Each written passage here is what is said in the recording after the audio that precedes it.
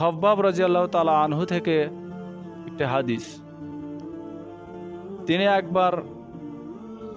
কঠিন বিপদের কঠিন একটা অবস্থার মধ্যে পড়ে সমস্ত সাহাবারা যখন একটা কঠিন নির্যাতনের মধ্যে পড়ে গেছিলেন, তখন খাব্বাব রাদিয়াল্লাহু তাআলা আনহু আল্লাহ রাসূল সাল্লাল্লাহু আলাইহি সাল্লামকে বলেছিলেন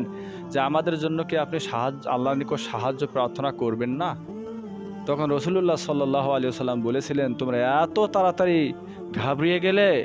এত তাড়াতাড়ি তোমরা ভয় পেয়ে গেলে,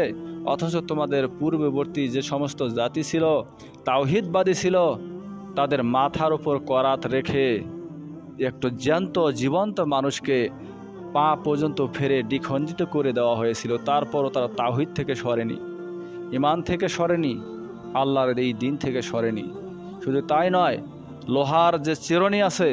এই চিরুনি দিয়ে তাদের এই জ্যান্ত মানুষের গোশত